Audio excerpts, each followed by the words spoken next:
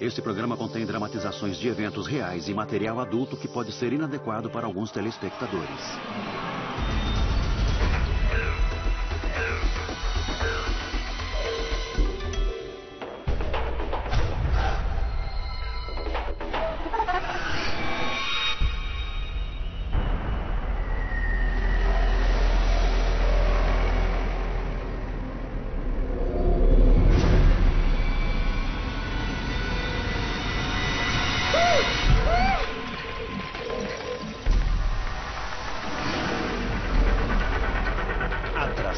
Perigosa.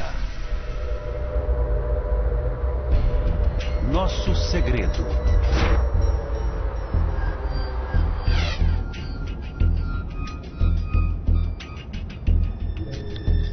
Em 6 de outubro de 1988, um homem chamado Ken Wood chega à delegacia de polícia de Walker, no estado do Michigan, e conta uma história bizarra.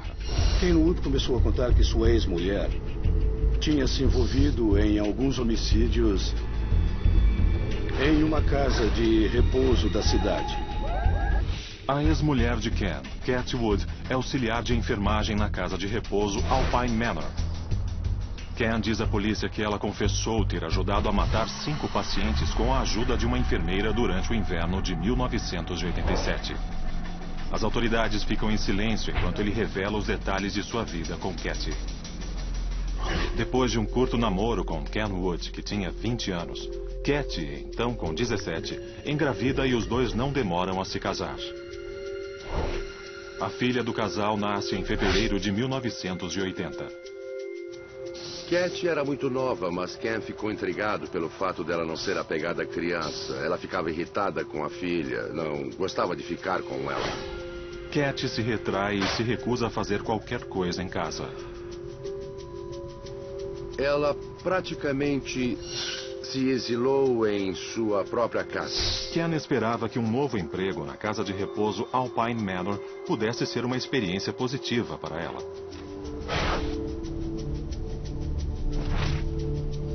Na casa de repouso havia um grupo de auxiliares de enfermagem que gostava de sair, e muitas delas eram lésbicas. Elas passavam muito tempo em um clube gay da cidade, e a Cat logo se envolveu naquela intensa vida social. A vida de Cat mudou totalmente. Ela estava se divertindo, ia a várias festas, frequentava bares. Logo ela começa a ter um caso com uma de suas colegas de trabalho. Ela encontrou em uma relação lésbica a habilidade de se comunicar de uma forma que nunca aconteceu com seu marido. Ela se identificou com sua parceira e achou isso mais gratificante do que uma relação heterossexual. Cat humilha e perturba Ken com seu comportamento. É quando ele nota seu lado negro.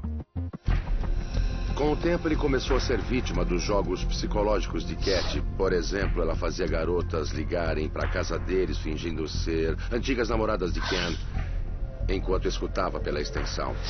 Esse era o tipo de jogo que Cat Woods fazia com todo mundo, não importa quem fosse o alvo, tudo para criar o caos entre as pessoas e assim poder reinar no meio de tudo aquilo. Em agosto de 1986, após 7 anos de casamento, Cat pede o divórcio. Ken se muda e leva a filha do casal. Mas Cat não se abala. Ela nunca quis ser mãe, queria ser o centro das atenções. E é difícil ser o centro das atenções quando se fica em casa só com uma criança e o marido. Um mês depois, Cat conhece Gwen Gran, outra auxiliar de enfermagem.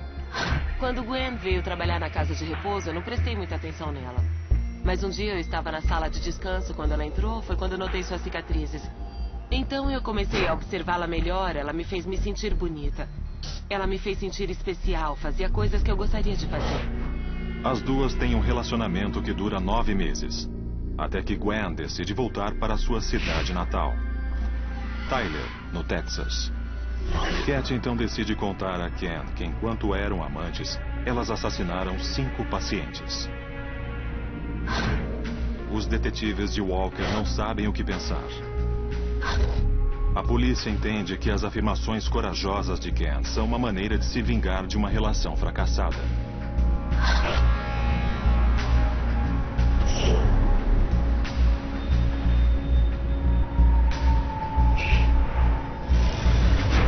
Na manhã seguinte, a polícia investiga o histórico de Ken e Cat Wood, mas não encontra antecedentes criminais. Então, os detetives entram em contato com a polícia de Tyler, no Texas, a cidade para onde Gwen Graham havia voltado.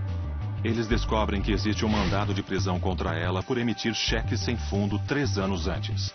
Mas Gwen não tem histórico de violência. A estranha história de Ken Wood não deixa aos detetives outra alternativa além de interrogar Cat Wood. Eu fiquei desconfiado por ele ter acreditado na Cat e senti que havia alguma coisa a mais naquele caso. Tínhamos que descobrir se ela fez aquilo ou não. A polícia consegue um mandado de busca para revistar a casa de repouso Alpine Manor. Os agentes examinam as fichas dos funcionários e pacientes. Estávamos mais interessados em alguns pacientes que haviam falecido enquanto Gwen Graham e Cat Wood trabalhavam juntas. Ken Wood revelou o nome de 2 ou 3 vítimas e disse que a primeira tinha sido Margaret Chambers.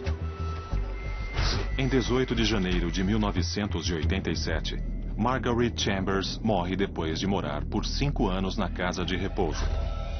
Sua morte teria ocorrido devido a causas naturais. Ela tinha 60 anos. Um mês depois, Myrtle Luce, de 95 anos, é encontrada morta vitimada por um provável infarto. A Gwen me disse que ia cuidar dela. Era o que dizíamos, cuidar dela. Caso alguém ouvisse por acaso, ou se alguém suspeitasse de alguma coisa, eu devia dizer que era piada. Eu não devia falar nada a respeito.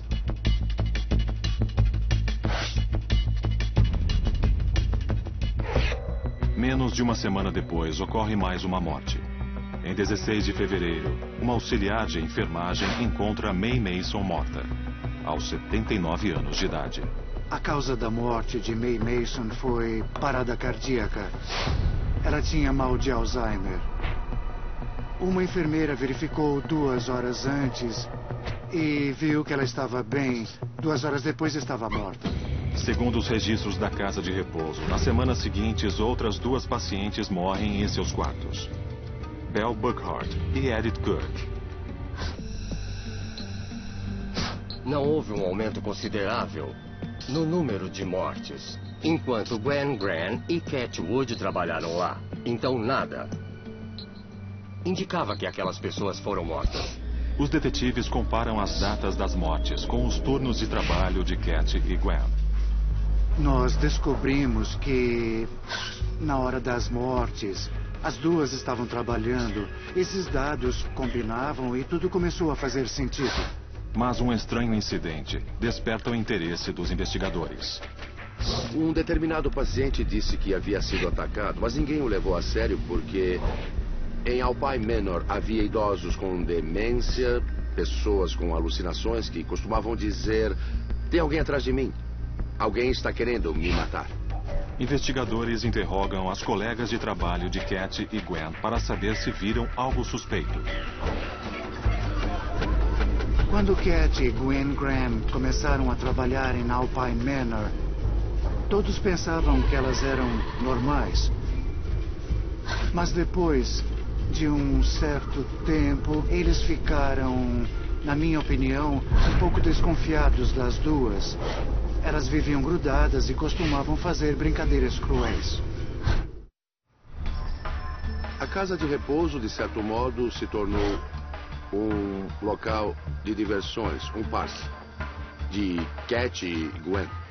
E as brincadeiras, sem dúvida, eram estimuladas por Cat. Elas trocavam os pacientes de quarto e os colocavam nos quartos errados para confundir os outros funcionários. De acordo com colegas, as brincadeiras de Gwen e Cat iam muito além de jogos inofensivos. Cat parecia se divertir provocando problemas. Ela ligava para os maridos e dizia: "Tem alguma ideia do que a sua mulher está fazendo?" E então ela falava com a esposa e perguntava: "Tem ideia do que seu marido está fazendo?" Plantava meias-verdades entre as pessoas, mantinha um ambiente tenso. Gostava de criar confusão. Ela parecia sentir prazer em exercer controle sobre a vida das pessoas. Quando questionadas se achavam que Cat e Gwen haviam matado 5 pacientes, as auxiliares de enfermagem ficavam em dúvida. Senti que era importante pegar Cat. Ela estava trabalhando naquele dia, então a trouxemos para a delegacia para uma conversa. Cat diz à polícia que fez uma brincadeira. Ela teria inventado a história que contou ao marido. Eu disse, não acredito que seja brincadeira. E depois de interrogá-la por mais de 40 minutos, ela finalmente disse: bom, eu não inventei, mas não estou envolvida. Foi Gwen Graham.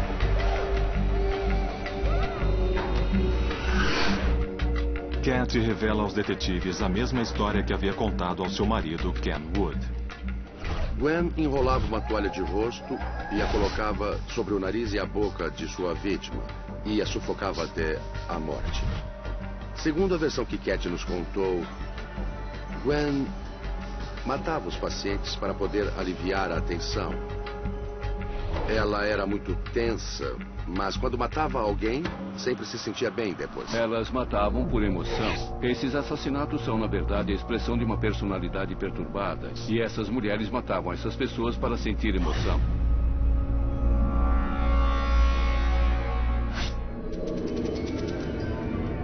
Gwen Graham sofre de 2 transtornos de personalidade coexistentes. Ela sofre de transtorno de personalidade limítrofe e possui muitos traços psicopáticos. Isso significa que ela é cronicamente instável, com oscilações de humor e nas relações interpessoais. Ela oscila sem motivo entre o bem e o mal, do amor ao ódio, da alegria à tristeza. Ela pode cometer atos contra as pessoas, pode ser agressiva e ter condutas antissociais com qualquer indivíduo.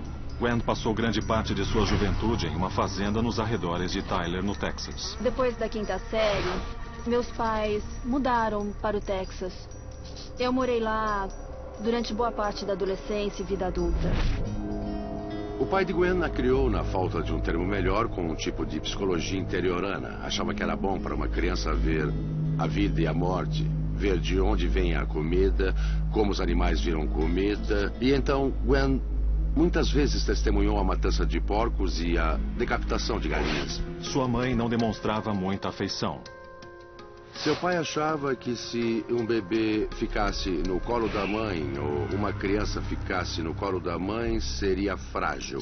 Então Gwen passou boa parte de sua infância sem ser muito tocada pela mãe. Segundo Gwen, seu pai ficou violento e passou a molestá-la sexualmente. Quem tem transtorno de personalidade limítrofe às vezes sente que está desmoronando, que sua personalidade está se desintegrando. Precisa de alguma coisa para se firmar e costuma fazer isso se queimando e se cortando. Gwen tinha 31 cicatrizes diferentes nos 2 braços, feitas com brasas de cigarro e também uma série de pequenos cortes. Tenho queimaduras de cigarro e alguns cortes que fiz quando tinha 16 anos. Fiquei revoltada por ter sido molestada e fiz isso numa tentativa de ficar feia e evitar que acontecesse de novo. Com 22 anos, Gwen se muda para Grand Rapids, Michigan, e consegue um emprego como auxiliar de enfermagem na casa de repouso Alpine Manor, onde conhece Cat. Cat Wood também cresceu com uma disfunção. Ela nasceu perto da base da Força Aérea do Estado de Washington, em 1962. Seu pai serviu no Vietnã. A infância de Catherine Wood, de certa forma, é um verdadeiro mistério porque contamos apenas com seus depoimentos sobre como foi sua infância. Segundo sua descrição, ela não era amada, sua mãe era muito dura com ela, seu pai a molestava sexualmente e ela tinha poucos amigos. Eu não tinha vida social, ficava muito sozinha, era uma criança tímida.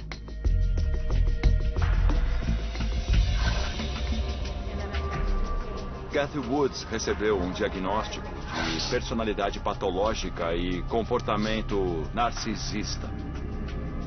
O narcisismo é um tipo de egocentrismo em que o indivíduo vê as outras pessoas apenas como extensões de suas próprias necessidades. Ele só considera as pessoas boas pelo que pode tirar delas. E se acha melhor do que qualquer um. É um delírio de grandeza em que as regras não servem para ele. Assim que se conhecem, Katie Wood e Gwen Grant formam um estranho vínculo. Havia um tipo de sinergia nesse relacionamento. Katie era uma pessoa mais sofisticada e manipuladora, e Gwen era uma pessoa mais agressiva e dissimulada. Então, elas tinham tipos de personalidade similares, mas uma era mais sofisticada do que a outra. Para os colegas, ela inventou uma iniciação macabra, dizendo que se apaixonou por um rapaz, teve a sua primeira experiência sexual com ele e descobriu que ele era uma mulher. Ela espalhou essa história dizendo que era sua primeira relação homossexual e que depois ela ficou confusa e acabou se sentindo traída. Na verdade, Katie sabia exatamente quem era. Nunca pensou que Gwen fosse um garoto. Essa foi uma história que Katie Wood inventou para despertar compaixão nas pessoas. Segundo Katie, a agressividade de Gwen começou a surgir no fim de janeiro de 1987. Nessa época, Gwen ficou mais agressiva, mais violenta. Katie conta à polícia que depois de matar Margaret, Gwen a obrigou a ajudá-la em novos assassinatos. Katie ficava vigiando o quarto em que os homicídios eram cometidos. Katie diz que era ameaçada pela amante. Gwen supostamente pegava as toalhas de rosto, dobrava, colocava no bolso de trás e andava pela casa de repouso com elas como uma forma de intimidar Katie e para deixar bem claro quem era a homicida naquela pequena família. Era só um jogo, nada mais do que isso. Eu contei ao Ken porque fiquei com medo que acontecesse alguma coisa comigo.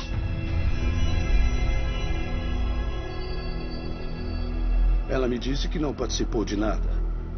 E foi muito convincente, sabe, mas não iria assumir nenhuma responsabilidade. Eu a achei meio manipuladora, mas o Tom estava tentando encaixar todas as peças. E eu continuei achando que aquela não era toda a verdade. Ela devia ter uma razão oculta.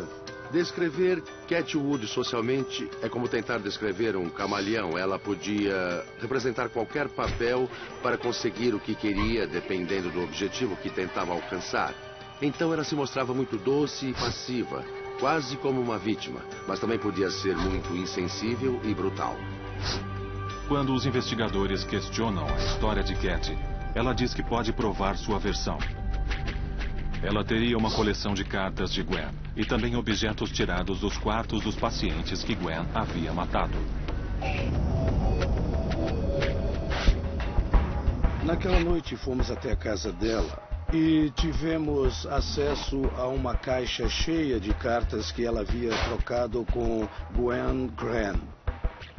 Ela não encontrou nenhum dos objetos que disse ter retirado das vítimas. Após ler as cartas, os detetives ficam desapontados ao descobrir que elas não tinham indícios que ligassem as duas aos crimes.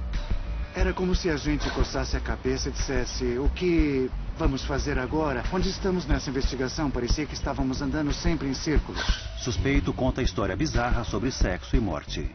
Os detetives não conseguem confirmar os casos de assassinato no Alpine Manor relatados por Katie. Ela então concorda em passar pelo polígrafo. Ela não passou. O operador do teste disse que era uma grande farsa, uma história inventada. Mas Tom Freeman ainda achava que ela estava dizendo a verdade. Para ter certeza, os detetives decidem falar com Gwen Grant.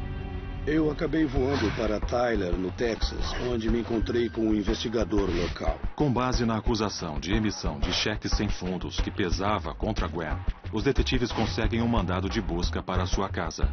Ao chegar, encontram Gwen e sua namorada. Gwen Graham era baixinha, parecia doce e gentil. Ela não parecia ser a pessoa que todos diziam ser. Gwen concorda em comparecer à delegacia enquanto os oficiais executam um mandado de busca. A polícia vasculha a casa, mas não acha nada que ligue Gwen às mortes em Alpine Manor. No departamento de polícia de Tyler, os detetives interrogam Gwen. Mas eles não estão preparados para o que iriam ouvir. Gwen diz que não sabe nada sobre os assassinatos. Eu não estava presente na hora da morte dessas pessoas. Estava em outro lugar do prédio, trabalhando. Cat é doente, ela diria qualquer coisa. Quando perguntam a Gwen sobre seu relacionamento com Cat Wood, ela diz que tudo estava bem no início. Mas depois houve uma mudança sombria. No Halloween, Gwen se fantasiou de paciente do Alpine Manor e usou as correias com que costumavam prender alguns pacientes. Depois, enquanto faziam sexo, as mesmas correias foram usadas para amarrar Gwen à cama e então elas começaram esse tipo de prática sexual. A obsessão de Cat em manipular as pessoas começa a afetar a relação. Eu acabei ficando cansada daqueles jogos e dos boatos que ela espalhava entre os funcionários. Gwen afirma que Cat era fisicamente agressiva e dominadora. Então, Gwen começou a ter um caso secreto com outra enfermeira da casa de repouso. Gwen diz que quando finalmente deixou Cat, começou a temer por sua vida. Cat ameaçou a nova namorada de Gwen, dizendo que podia colocar a Gwen por muito tempo na prisão. Gwen ficou com medo e decidiu reatar a relação com Cat Wood. Durante esse tempo, Cat amarrou Gwen, pegou a sua arma e a ameaçou. Eu implorei, porque eu pensei que ela fosse atirar em mim. Ela me olhou de um jeito muito estranho e de repente saiu de casa. Gwen diz aos detetives que conseguiu escapar de Cat ao se mudar para Tyler, no Texas. Ela continua a negar os assassinatos. Ela afirmava que Cat Wood estava magoada por causa do rompimento. Eu perguntei se ela estava disposta a passar pelo detector de mentiras. Ela disse que sim. Os resultados do teste poligráfico são inconclusivos. A polícia retorna à cidade de Walker, no Michigan. Sem evidências criminais, as autoridades estão dispostas a suspender a investigação. O detetive Tom Freeman não consegue desistir do caso. Sua intuição lhe diz que algo terrível aconteceu em Alpine Manor. Em 17 de outubro de 1988, ele questiona Cat sobre seu desempenho no teste poligráfico. Eu disse a Cat, eu sei que você está envolvido. E está inventando essas mentiras para não admitir que participou de todos os homicídios. Ela foi embora. E eu realmente achei que estava tudo acabado. Foi inacreditável, porque 3 dias depois eu recebi um telefonema. Agora ela queria falar. Desta vez, Cat admite que ela e Gwen planejaram as mortes juntas, quando inventaram uma nova brincadeira chamada o jogo do assassinato. No mundo criado por Gwen e Cat, elas eram o par perfeito. Porque o que faltava em uma delas, a outra compensava. E quando essas substâncias se misturavam, quando ambas reagiam, havia uma explosão e nessa explosão, pessoas morriam. O objetivo do jogo era matar pacientes em uma certa ordem, de forma que as iniciais das vítimas formassem a palavra murder, assassinato em inglês.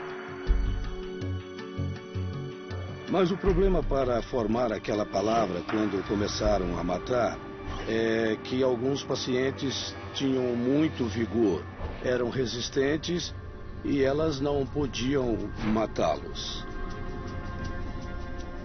Por isso, esse jogo de formar a palavra murder nunca foi concluído. Elas chegaram em um ponto em que escolhiam o paciente mais fácil de matar. Gwen é facilmente influenciável, por várias razões. Primeiro, ela não tinha uma autoidentidade estável para dizer o que era certo e o que era errado. Então, ela é muito maleável nesse sentido. Outro fator é que ela precisa de emoção e é muito impulsiva. E quando as pessoas sugerem coisas, ela não tem aquela barreira que diz, espera aí, não é certo fazer isso.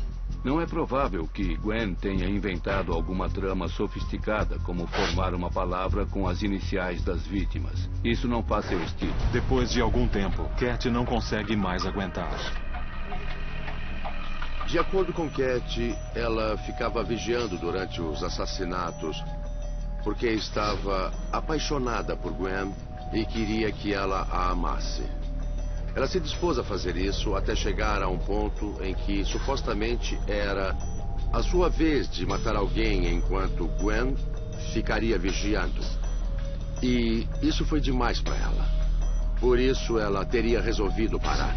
Logo depois, Gwen a deixa por outra mulher.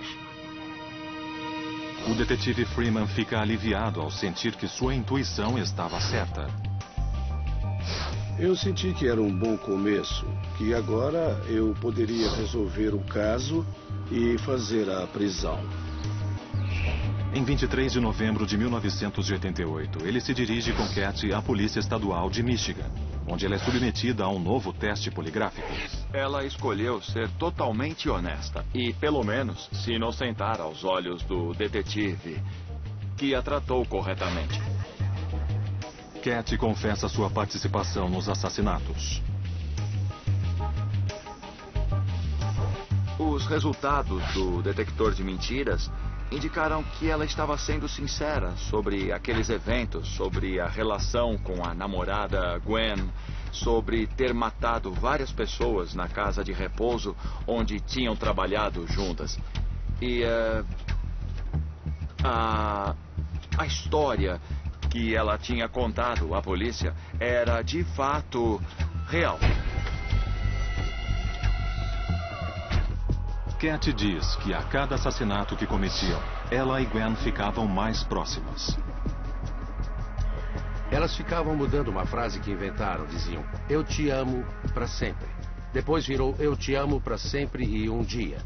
E em seguida ficou para sempre e 2 dias. Pelo jeito, cada dia representava um assassinato cometido. Depois de 5 mortes, era eu te amo para sempre e 5 dias. Era um símbolo do vínculo homicida que unia as duas. Acho que lidamos com pessoas altamente perturbadas e suas motivações não são as mesmas das pessoas normais. Então é possível que ao olhar para elas e se perguntar elas mataram alguém ou não, seja difícil responder. Tom Freeman queria prosseguir com a investigação e tinha certeza de que havia ocorrido um crime. A maioria pensava que alguma coisa tinha acontecido, mas estávamos ficando sem argumentos e não sabíamos como continuar. Precisávamos de provas e, depois de obter informações sobre as 5 pacientes que morreram, descobrimos que 3 delas foram cremadas. Havia 2 outras que não foram cremadas e nós pensamos em exumar os corpos para ver se encontrávamos provas físicas.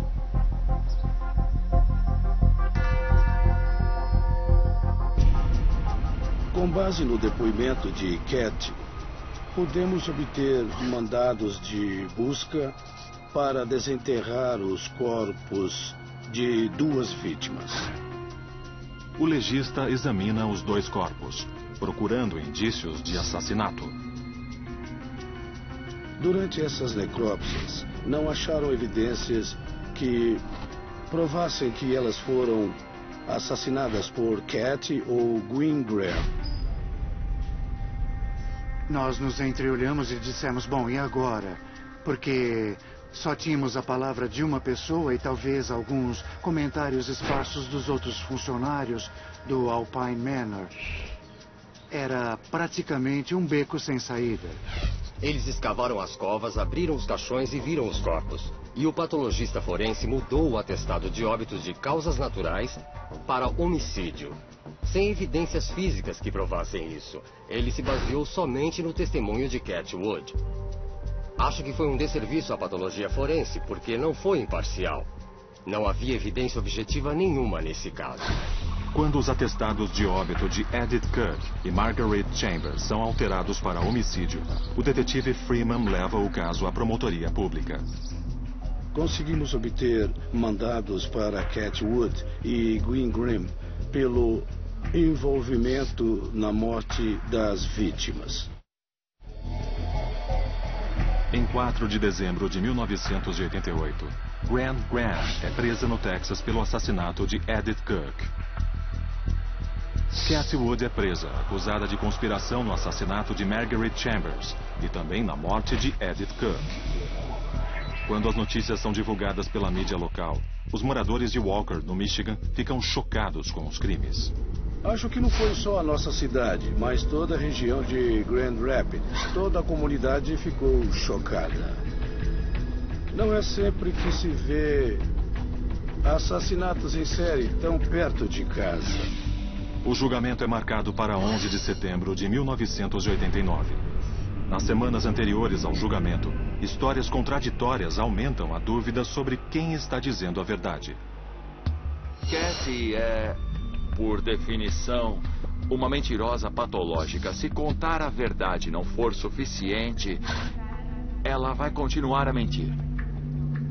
Ela faz isso porque tem seus próprios objetivos. Seu narcisismo vem à tona quando ela precisa de atenção.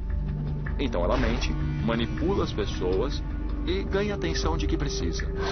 Isso não quer dizer que ela seja incapaz de dizer a verdade. Significa apenas que ela é uma pessoa má, em um contexto social.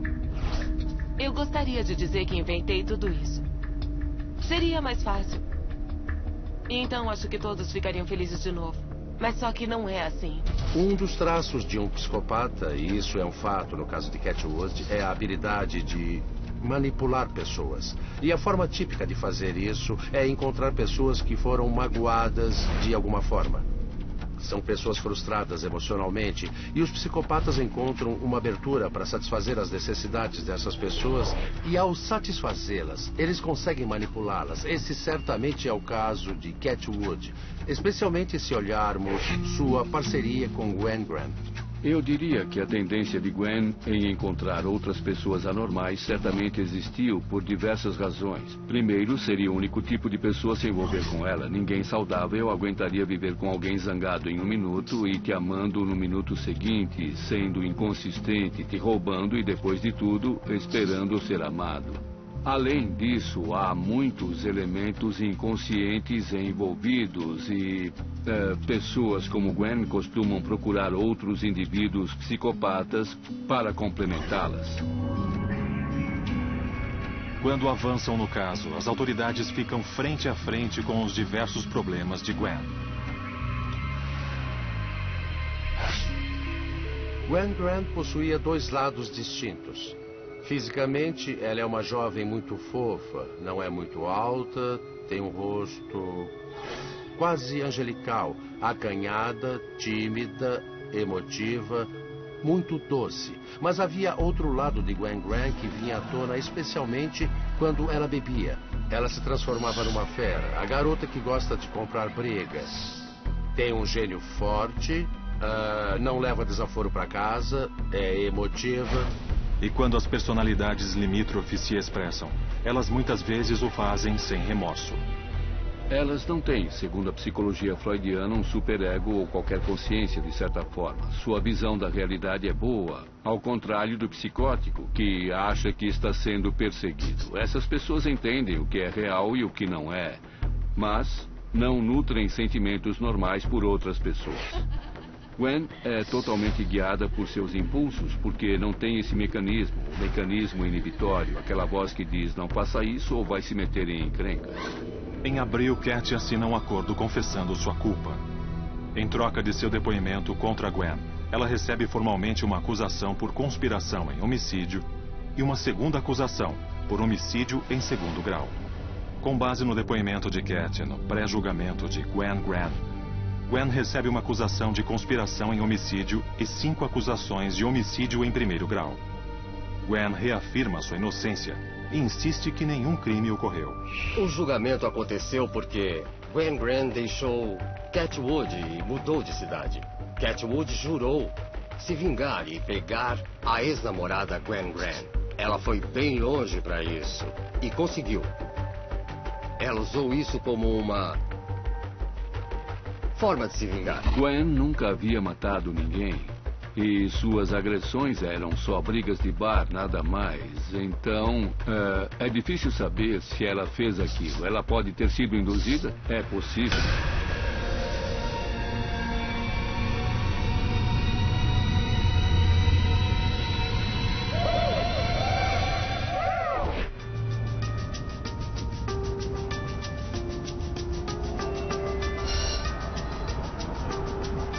Em 11 de setembro de 1989, em Walker, no Michigan, Gwen Graham é julgada pelo assassinato de 5 pacientes da casa de repouso Alpine Manor.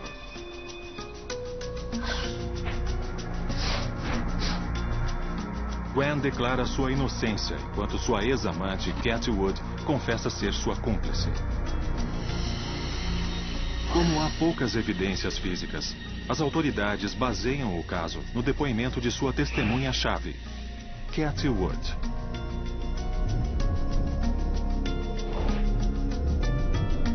Eles se concentram no histórico de transtorno de personalidade limítrofe de Gwen Graham.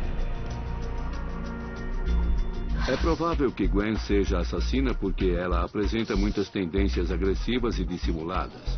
E Gwen é muito influenciável. É provável que tenha sido induzida a cometer os crimes. Mas os especialistas não conseguem afirmar com certeza se ela planejou tudo. Como Katie parecia ser mais dominadora, brilhante, com um lado mais calculista, é mais provável que a ideia tivesse brotado desse tipo de personalidade e não de alguém como Gwen. Eles pensam na possibilidade de Katie ter inventado a história dos assassinatos por vingança.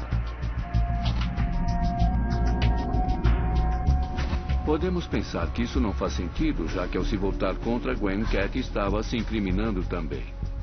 Mas estamos lidando com pessoas altamente perturbadas e não acho impossível que pensem: vou ficar presa por 20 anos só para ela pagar pelo que fez. A razão para Katie ter se arriscado a ser presa é a seguinte: ela pensou que se Gwen fosse condenada e acabasse presa, ela também seria presa. E Gwen a procuraria e precisaria dela dentro da prisão. Ela a controlaria e a teria como amante na prisão também. Durante o julgamento, o estado mental de Katie não é questionado. Eu tentei levantar a questão sobre a saúde mental de Katie Wood, mas fui impedido pela corte de fazer isso. E isso permitiu que a acusação reforçasse sua credibilidade, insistindo na infância pobre e nas coisas ruins que aconteceram com ela, para que o júri pudesse ter pena de Katie Wood. Mas os investigadores estão preocupados. Foi difícil porque não tínhamos muita coisa em mãos. Teria sido bem melhor se tivéssemos uma evidência física ou uma confissão. E não tínhamos nada, então foi difícil. Em 13 de setembro de 1989, Katie Wood depõe como testemunha de acusação no julgamento. Ela tentou chorar, bancou o tipo: pobre de mim, sou um anjo caído e quero fazer a coisa certa. E isso era mais uma das suas encenações. Ela manipulou o júri, ela manipulou a acusação, ela manipulou a polícia. Todos os dias eu acordo. E eu sei que eu causei muita dor às pessoas, porque eu fui egoísta. E eu vou ter que conviver com isso o resto da vida. Eu duvido que ela tenha sentido qualquer remorso verdadeiro pela morte daqueles seres humanos. Isso não faz parte da sua psique. A morte daquelas pessoas foi só um subproduto da interação entre ela e sua namorada. E então, uma testemunha inesperada muda o rumo do julgamento. Foi um dos casos mais fracos que eu já peguei. Eu já sentia, mesmo naquela época, que o caso era muito fraco. Até que conseguimos obter o depoimento da namorada de Gwen Graham. A namorada relata uma história contada por Gwen quando moravam juntas no Texas. Ela reforça o que Katie Wood havia contado aos investigadores até então. Era idêntica. A mesma história que Katie me contou. E elas estavam separadas por 2.000 quilômetros, mas não havia contradição nas histórias. Era evidente que elas nunca tiveram nenhum contato. E ela repetiu o mesmo depoimento de Cat Wood. Foi impressionante. Elas não se conheciam. E era óbvio que Gwen Graham lhe disse a verdade sobre o que aconteceu. Assassinato cometido por amor. Em 20 de setembro de 1989, Gwen Graham é condenada por 5 acusações de assassinato em primeiro grau e por uma acusação de conspiração em homicídio. Ela recebe 6 sentenças de prisão perpétua.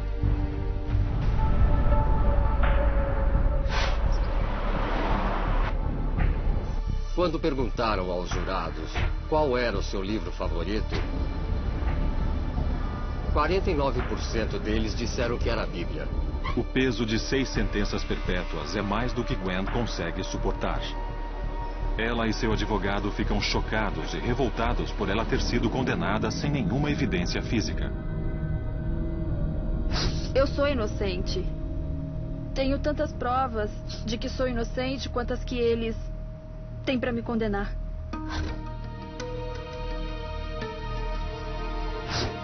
Cat Wood foi condenada por homicídio em segundo grau e conspiração. Sua pena é de 20 a 40 anos, com possibilidade de liberdade condicional. Ela estava disposta a se atirar aos leões da justiça criminal para atingir a meta diabólica que sempre perseguiu. Gwen Graham foi injustiçada nesse caso. Ela foi julgada por seu estilo de vida e condenada por seu estilo de vida, o que é uma vergonha. Minha cliente vai passar o resto da vida na prisão por uma coisa que não fez.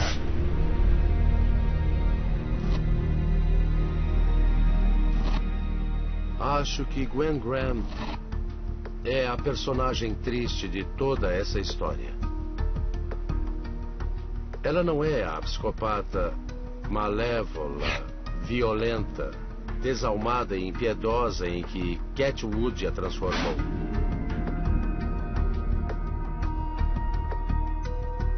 Gwen talvez tenha aceitado ou não ser cúmplice e foi manipulada por Cat. Acho que a coisa mais importante para mim é saber que elas estão presas e não podem fazer isso de novo. Acho que é o que importa. É tarde demais para Margaret Chambers e outras vítimas. Mas com certeza não é muito tarde para qualquer outra. Parecia que a justiça havia sido feita. Mas restou a sensação estranha de que talvez não seja verdade. Talvez Cat Wood tenha tido um papel maior nas mortes.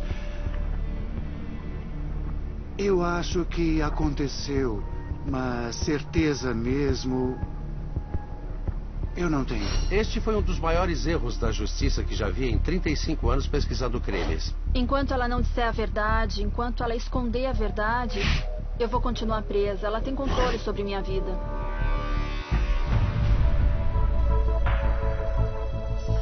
Você não manda em mim. Fique esperta, garota. Foi tudo por controle. Tudo por vingança. Tudo para cumprir suas ameaças. Se você me deixar, eu vou te prender pelo resto da sua vida. Bem, Gwen a deixou e agora está presa pelo resto da vida. Ela fez exatamente o que prometeu que iria fazer.